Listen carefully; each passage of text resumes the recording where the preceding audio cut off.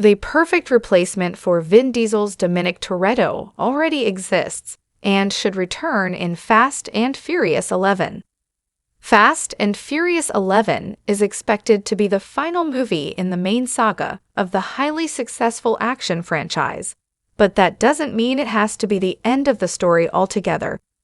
There are several ways that the Fast and Furious series could reinvent itself for the future, and one of the most obvious methods would be introducing a new cast of characters to replace Vin Diesel's Dominic Toretto and his crew.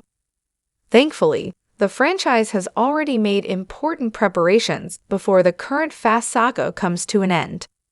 The upcoming Fast and Furious 11 will once again see Vin Diesel's protagonist face off against Jason Dante Reyes, the son of Fast and Furious 6's Brazilian crime lord Hernan Reyes.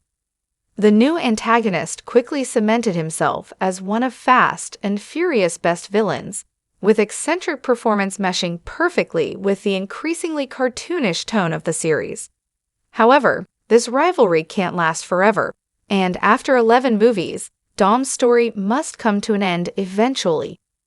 That said, there's already another character ready to take his place. While many Fast and Furious fans may not even be aware of Spy Racers, the animated show is an interesting addition to the franchise with a lot of new characters and fun storylines that made the Toretto family tree even bigger. The main character is Tony Toretto, the younger cousin of Vin Diesel's Dom, who aspires to be as successful as his older family member. While Tony's missions have been primarily self-contained and don't usually connect to the movies, there have been a handful of interesting tie-ins in the most recent seasons. Vin Diesel even made some guest appearances on the show as Dom Toretto helped mentor Tony and even recommended him to Ms. Nowhere. Whether this could lead to the introduction of Tony Toretto in the Fast and Furious movies is difficult to say, but if were to happen, the show has laid the groundwork for the character to make the transition from cartoon to live action. Of course, it's unlikely that Fast and Furious 11 would include direct references to Spy Racers since general audiences haven't necessarily been watching the show, but that doesn't mean there can't be subtle connections. It's already been established in the movies that Dom has a large family, many of whom haven't been shown on screen yet, so it wouldn't be too much of a stretch to introduce a younger cousin who's also interested in racing. John Cena's Jacob Toretto didn't even exist until F9 after all.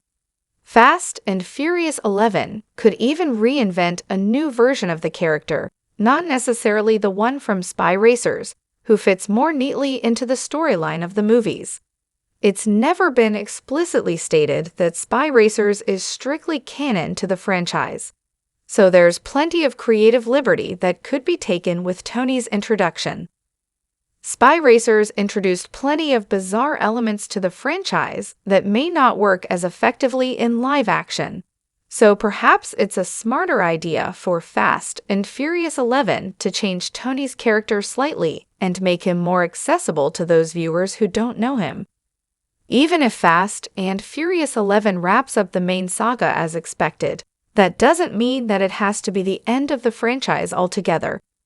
The property is too big and too commercially successful to simply end, so it's much more likely that the franchise will figure out a way to keep Fast and Furious alive even without Vin Diesel and the original cast whenever comes to it.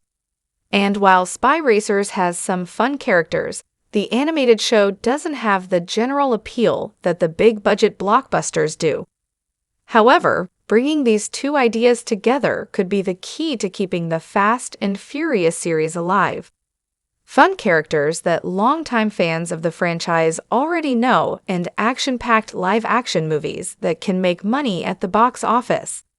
This seems like the safest route forward for the saga, even if it requires a soft reboot after X.